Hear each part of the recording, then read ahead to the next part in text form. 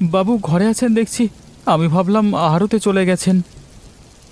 না হে, বৃষ্টির জন্য যেতে পারলাম না। তা তুই গিয়ে দোকান খুলে বস, আমি যাব বৃষ্টিটা ধরলে। তবে এই দিনে তো তেমন ক্রেতা আসবে বলে মনে হচ্ছে না। সেই জন্য তো এখনো যাইনি, ভেবেছিলাম বৃষ্টিটা ধরলে বের হব। আর আর একটা চিঠি ছিল আপনার, কালকে রাতে পোস্টমাস্টার দোকানে এসে দিয়ে গেল। কার চিঠি? দে তো দেখি। এই নিন। ইন্দুবালা লিখেছে জামাইকে নিয়ে কালকে বাড়িতে আসবে, সাথে শ্বশুর বাড়ির লোকজনও আসছে। দিদিমণি বাড়িতে আসবে? এ তো খুশির সংবাদ, অনেকদিন হলো তিনি এদিকে আসেন না। হ্যাঁ রে, জামাইটা সরকারি চাকরি করে বেরোবার সুযোগ পায় না। কে বেড়াতে আসছে? ইন্দু নাকি? হ্যাঁ গিন্নি, তবে এবারও একা নয়, সাথে জামাই বাবাজিও আসছে। ওর শ্বশুর শাশুড়ি আসবে বলল। তাহলে তো আমাদেরকে জোগাড় যন্ত্র করতে হবে। এতগুলো মানুষ আসবে, ভালো মন্দ না খাওয়ালে কি আর মান সম্মান থাকবে? সে দায়িত্ব তোমার। কি কি রান্না করবে তা আমাকে বলো, আমি প্রকাশকে দিয়ে আনিয়ে রাখবো। এই বর্ষাতে আসছে, তা পাড়া গাঁয়ের ইলিশ না খাওয়ালে কি আর হয়?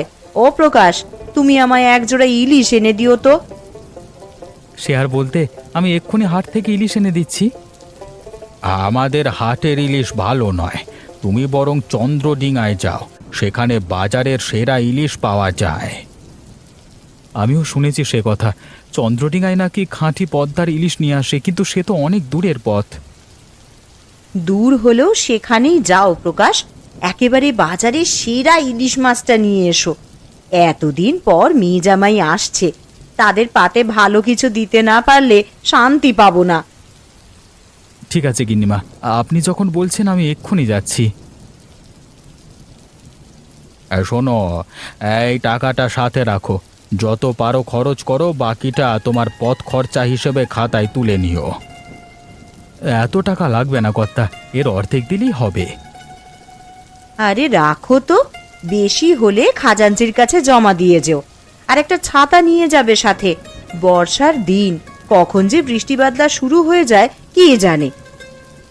ছাতা তো নেই সাথে। আমাদের ঘরে একটা আছে, তাই নিয়ে যাও। গিন্নি, ওকে ছাতাটা এনে দাও তো।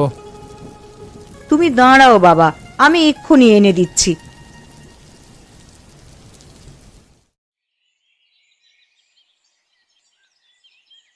ঠাকুর, ঠাকুর শুনে যাও তো। আগে কর্তা বলুন। এবেলায় খাবার আর কতটুকু আছে? মানুষ তো হামলে পড়ছে খাওয়ার জন্য, ওদের সামলাতে পারবে তো? যা আছে তা দুপুর অবধি চলবে, তবে দুপুরের আগেই হাঁড়ি চড়াতে হবে, না হলে বিকেলে ভাত দেওয়া সম্ভব হবে না। তাহলে তাই করো, কি কি লাগবে বলে দাও, আমি বাবলুকে বলে কিনে আনছি। ঠিক আছে, আমি বাবলুকে সব বলে দিচ্ছি। আর কর্তা, আরেকটা কথা ছিল। বলো, কি বলতে চাও? তোমার হাতের রান্না খেয়ে আমার হোটেলের প্রসার হচ্ছে, তোমার যে কোনো কথা আমি শুনতে রাজি আছি। আমার কদিনের জন্য একটু ছুটি দিতে হবে কর্তা, আমি গাঁয়ের বাড়িতে যাব। সে কি কথা, হঠাৎ বাড়িতে যাবে কেন? তুমি না থাকলে আমার হোটেল চলবে কি করে? আমি পদ্মকে সব কিছু শিখিয়ে দিয়েছি, সে রান্না বান্না করতে পারবে। সত্যি করে বলো তো ঠাকুর, তুমি কি অন্য কোনো জায়গায় বেশি টাকা বেতনে চাকরি পেয়েছো? তা যদি হয় তবে আমি তোমার বেতন বাড়াতে রাজি আছি, কিন্তু তোমায় ছাড়তে পারবো না। না করতে, ওরকম কিছু নয়। আমার বড় মেয়ের বিয়ে ঠিক হয়ে গেছে, বরপক্ষ এই মাসেই তাকে তুলে নিতে চায়, সেই জন্য বাড়িতে যাব আর কি। ও, এই ব্যাপার। তাহলে যাও, তবে তাড়াতাড়ি ফিরে আসতে হবে কিন্তু। হ্যাঁ, সে নিয়ে আপনি চিন্তা করবেন না কর্তা, আমি 3 দিনের মধ্যেই ফিরে আসব। বেশ, তবে আজকেই রওনা দিয়ে দাও। আর তোমার মেয়ের বিয়ে উপলক্ষে আমি 5,000 টাকা দিয়ে দিচ্ছি, এতে বিয়ের সব আয়োজন হয়ে যাবে আশা করছি। তার আর কি দরকার ছিল কর্তা, আমি টাকা জমিয়েছিলাম কিছু। তোমার ও টাকাগুলো রেখে দাও, বিপদে আপদে কাজে লাগবে। আর এই নাও টাকাটা। সবই আপনার দয়া কর্তা, আমি আপনার প্রতি কৃতজ্ঞ থাকব। তাড়াতাড়ি রওনা দিয়ে দাও হয়ে, পথে তো মধুপুরে জঙ্গল, সে জায়গাটা বড় ভালো নয়, চোর ডাকাতগুলো সব ওখানেই ওঁত পেতে থাকে। হ্যাঁ বাবু, দিন থাকতে থাকতে ও জঙ্গল পার হয়ে যাব, সেই নিয়ে আপনি ভাববেন না। এবার তাহলে আমি আসি, হ্যাঁ? আপনি সব দেখে শুনে রাখবেন। যাও যাও, ভালোভাবে গিয়ে মেয়ের বিয়ে সম্পন্ন করো।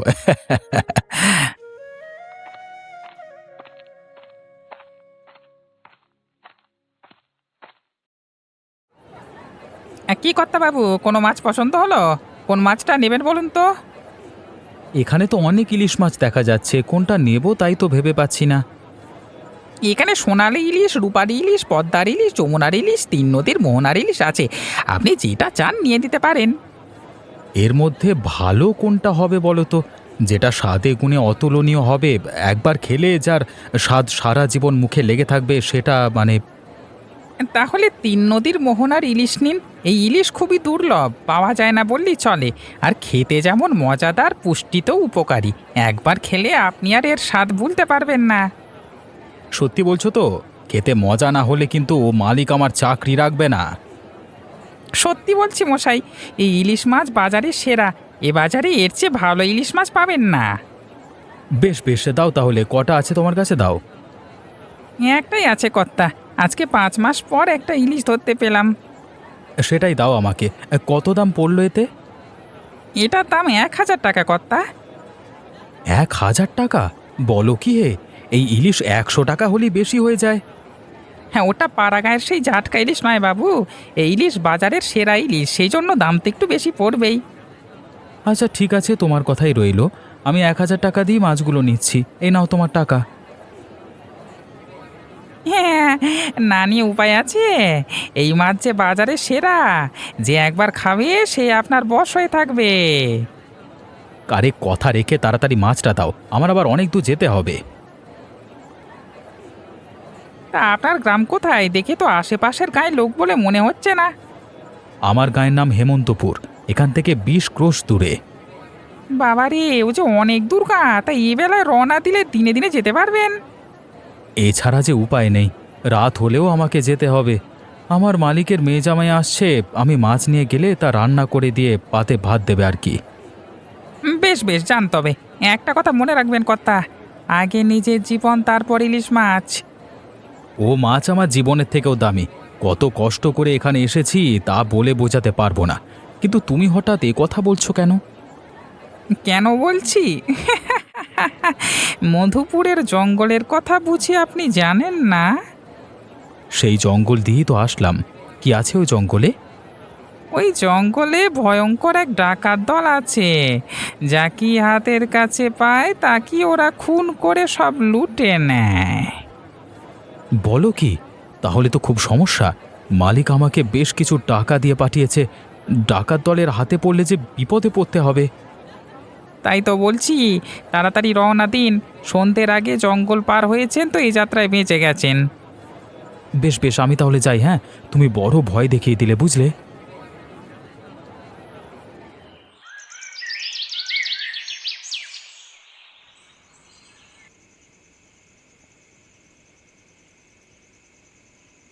এই যে মারলাম 5। হ্যাঁ, গুটি মই বিয়ে উপরে ঘরে উঠেছে। তোমার পা চোটেনি দাদা, 4 উঠেছে। তুমি সাপের মুখে পড়ে নিচের ঘরে এসেছ। আমার সাথে 9-6 করবি না নন্দ, আমি যা বলছি তাই উঠেছে। এই দেখছি 2 নম্বরের গোষ্ঠী সবাই মিলে শুধু মিথ্যে কথা বলে। মুখ সামলে কথা বল নন্দ। ডাকাত হয়েছে বলে মান সম্মান বেঁচে খায়নি। এই আমি সত্যি কথাই বলছি। তোমার মুখে সত্যি কথা আর ভূতের মুখে রাম নাম একই। তুই তুই আমাকে ভূতের সাথে তুলনা করলি? তার আরে হত ছাড়া, তোকে যদি মেরে ভূত না বানিয়েছি তবে আমার নাম মানিক ডাকাত নয়। বাঁচাও বাঁচাও, বেড়ে ফেললো, বাঁচাও, বাড়িটা দাম বেড়ে ফেললো। তোকে আজকে হাতে নাতে ধরেছি, কেউ এখন বাঁচাতে আসবে না। কে কে কে কে কাকে ধরেছে? কে কাকে ধরেছে? ও হে নন্দ, মানে কোথায় গেলি তোরা? ছাড়বি না কাউকে, সব কটাকে ধরে মাটিতে শুয়ে ফেল। আমি আসছি রামদাটা নিয়ে। এই দেখ, বুড়োটা উঠে গেছে। আজও স্বপ্ন দেখছে রামদানিয়া মানুষ খুন করছে, যত সব। ওই সর্দার, কাকে ধরবো? এখানে যে কেউ আসেনি। কেউ আসেনি? ও, আমি ভাবলাম কি নাকি। তা তোদের কি হয়েছে সন্ধেবেলায়? কিচির মিচির করে দিলি তো আমার ঘুমটা ভাঙিয়ে। কিচির মিচির করবো না তো কি করবো? হাতে কোনো কাজ আছে না তো কি করবো? সেই কবে ডাকাতি করেছি, তাও আর 1 মাস আগে। এই সারা মাসে একটা মানুষও খুন করতে পারলাম না।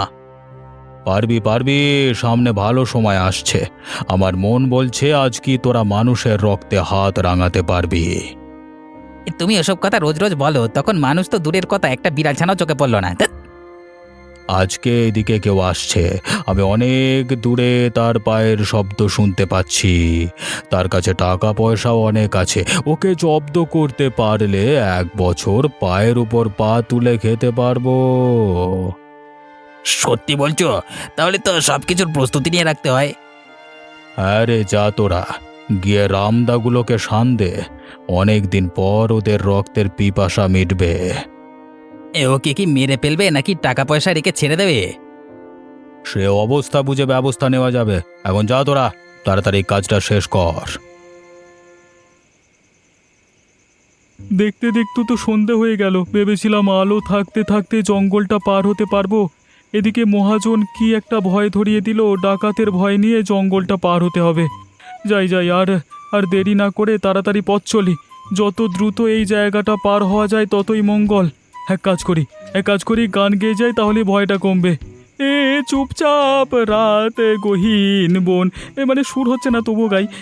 মানে মনে বড় ভয়, তবু আমি গান গেয়ে ভয়কে করি জয়। এই ছায়া যতই ঘিরে আসুক, ভয় পাই না কিছু। কেরে কলা, আমি একা যতই চলি, আসবে না কেউ পিছু। আসছে না তো আবার দেখি, না না, এই আমাদের কাজ শেষ সর্দার, দেখো তো আর শান দিতে হবে কিনা। এতেই চলবে, আর কিচ্ছু করতে হবে না। এখন কেবল অপেক্ষা করবার পালা। শিকার আসতেই তার উপর ঝাঁপিয়ে পড়তে হবে। গাছের পাতায় শো শো হাওয়া ডাকে আমার গোপন ছায়া, তবু আমি পথ চলি কাটিতে সকল মায়া। এই জঙ্গলে নয় একা আমি, সুরি আমার সাথী। কে আসবে ভয় লাগাতে?